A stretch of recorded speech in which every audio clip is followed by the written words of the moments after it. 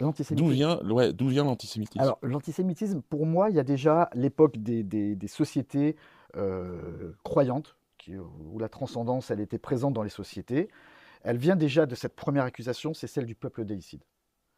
On a véhiculé pendant pratiquement 17 siècles, donc pratiquement 300-400 ans après la mort de Jésus, on a véhiculé que c'est les Juifs qui avaient tué Jésus. Il a fallu attendre 17 siècles et Vatican II pour que l'Église catholique reconnaisse que ça ne l'a pas été. Mais sauf que pendant 17 siècles, Oui, c'est vrai. on a inculqué dans la tête des gens que juif, ça vient de la racine de judaïsme. Judaïsme, ça vient de la racine Judas. Judas, Yehuda en hébreu, Judas, Judas traite qui a vendu Jésus. Voilà, ça y est, la boucle était bouclée. Donc le juif cupide, parce que Judas a trahi Jésus pour une poignée d'argent, pour une somme d'argent, et on a véhiculé cette image-là pendant 17 siècles.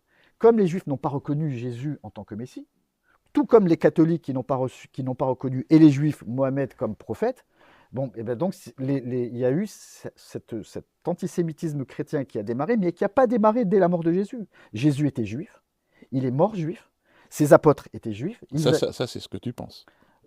Parce que pour ce que Jésus dit, il n'y aura plus de juifs, de grecs, de romains. Il dit ça. Oui, il a un message universel, mais il a quand même dit aussi dans les évangiles qu'il n'est pas venu changer un iota de la loi juive. Jésus est né juif, il est mort juif. Pour toi. Non, c'est historique. Les apôtres, jusqu'à. Jésus n'était pas.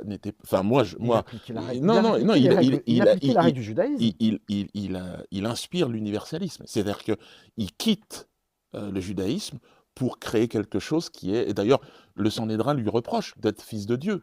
Non. Alors ça c'est un grand débat qu'il y a. Non, mais c'est vrai. Jésus n'a jamais dit qu'il était le fils de Dieu. Non. Il disait qu'il était le fils de l'homme. Ouais. Il n'a jamais dit qu'il était le fils de Dieu. On a fait dire. Ouais. Mais tout le monde. Dans le judaïsme, on est tous, les hommes, on est tous fils de Dieu.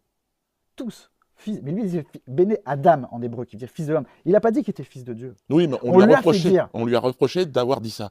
Mais en tout cas. Bien après. Oui. Bien après. 300 ans, 400 ans après la mort de Jésus.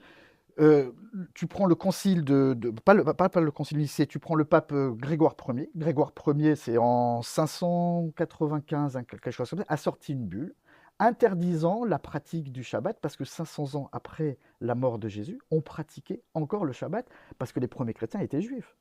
C'est au moment où ça basculait dans l'Empire romain avec Constantin, 300 ans avec le concile de Nicée, que là, de facto, le peuple romain devait suivre la religion de l'empereur, et c'est comme ça que le christianisme s'est émancipé d'une manière incroyable, avec le bascule de l'Empire romain vers le christianisme.